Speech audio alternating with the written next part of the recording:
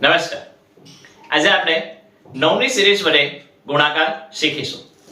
એમાં વૈદિક ગણિતનું એક ન્યૂનન પૂર્વેણ સૂત્રનો પ્રયોગ થશે. ચાલો શીખીએ. 57 ગુણ્યા 99 કરવા છે. તો નિયમ એ રહેશે કે દવડાની સંખ્યા જેટલી છે એટલા જ અંક હોવા જોઈએ. એટલે કે 2 નવડા છે તો 2 અંક, 3 નવડા હોય તો 3 અંક, 4 નવડા હોય તો 4 અંક. હવે જો નવડાની સંખ્યા ઓછી કે વધુ હોય તો એ આપણે આવતીકાલે શીખીશું. પ્રસ્તુત જે દાખલો છે એમાં 57 જે છે 57 એનું એક ન્યૂનન એટલે કે એની પહેલાની સંખ્યા. તો 57 ની પહેલા આવશે 56. આની બીજી રીત કે એકમનો અંક જે છે એમાંથી 1 બાદ કરો. 7 માંથી 1 જશે તો 6 ને 5 ના 5. હવે જે આપણને જવાબ મળ્યો એટલે કે અહીંયા જે 56 મળ્યા એને 9 માંથી બાદ કરવાના. 9 માંથી 5 જશે તો 4 અને 6 જશે તો 3. આપણો જવાબ આવી ગયો. એટલે એક ન્યૂનન પૂર્વેણ સૂત્રથી આ રીતના દાખલો થાય. બીજો દાખલો કરીએ. 892 મલ્ટીપ્લાય બાય 999.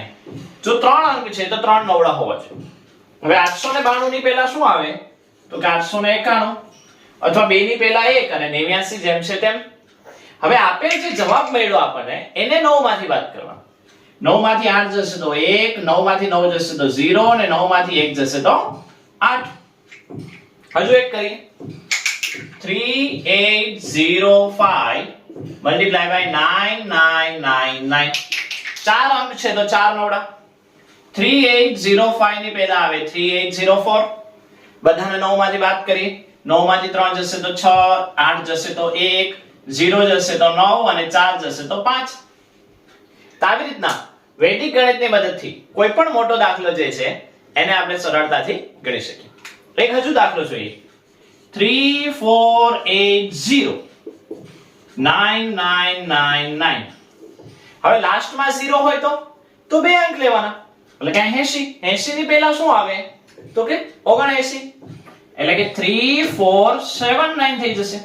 80 ની પહેલા 79. હવે આપેલ જે જવાબ મળ્યો અહીંયા જે નીચે જવાબ મળ્યો છે એમાં એને 9 માંથી બાદ કરીએ. 9 માંથી 3 જશે તો 6, 4 જાય તો 5, 7 જશે તો 2 અને 9 માંથી 9 જાય તો 0. તો આવી રીતના જેટલા અંક એટલા નવડા એ મુજબના જે દાખલા છે એ આજે શીખ્યા.